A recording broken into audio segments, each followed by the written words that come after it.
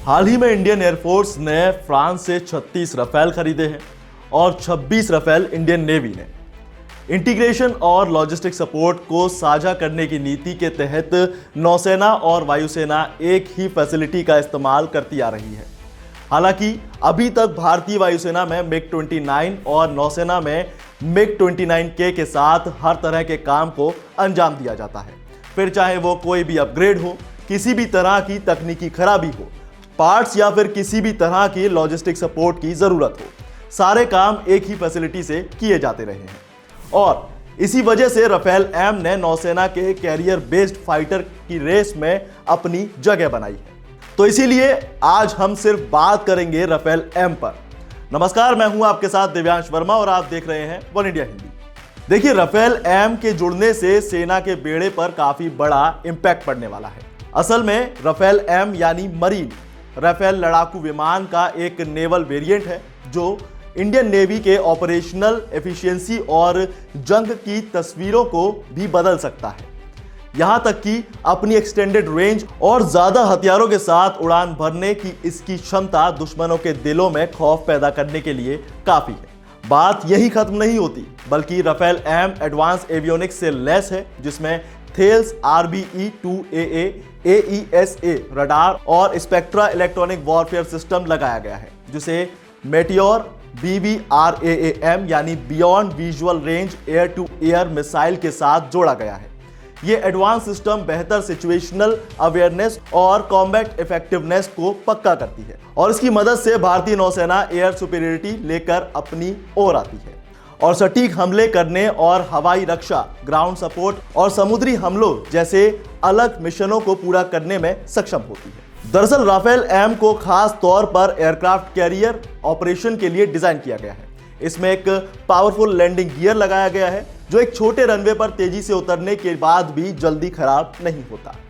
इसके अलावा इसमें असिस्ट लैंडिंग के लिए टेल हुक और एयरक्राफ्ट कैरियर पर पार्किंग के लिए फोल्डेबल विंग भी दिए गए हैं।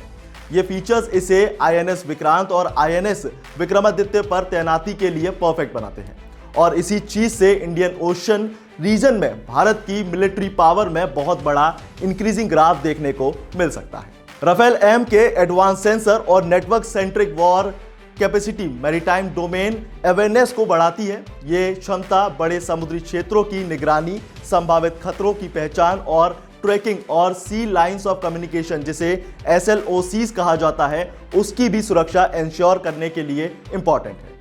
अब हमें यह भी समझने की जरूरत है कि राफेल एम भारत की रणनीतिक पहुंच कैसे बढ़ाएगा। देखिए, राफेल एम बड़ी ही आसानी से लंबी दूरी तक मार कर सकता है और वो भी एरियल रिफ्यूलिंग के साथ। ये स्ट्रेटेजिक पहुंच पोटेंशियल ओपोनेंट्स के लिए एक फॉर्मिडेबल डिटरेंट की तरह काम करती है और इसी से पूरे हिंद महासागर में भारत की पावर प्रोजेक्शन की क्षमता को बढ़ने में मदद मिलती है। यहां तक कि सुंडा, मलक्का स्ट्रेट और लोम्बोक स्ट्रेट का स्ट्रेटेजिक इंपॉर्टेंट है, क्योंकि यही वो चेक पॉइंट हैं जो वैश्विक व्यापार और एनर्जी सप्लाई के लिए बेहद जरूरी हैं, स्पेशली चाइना के लिए।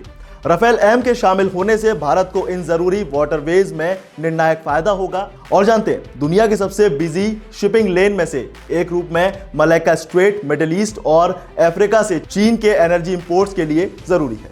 राफेल एम की क्षमताएं भारतीय नौसेना को इस इंपॉर्टेंट चेक पॉइंट को प्रभावी बनाने में मदद करेगी और साथ ही इसमें निगरानी और नियंत्रण करने की परमिशन दी जाती है और इसी के साथ इससे चीन की अकड़ भी कम हो सकती है। कैसे, ये भी जानते हैं।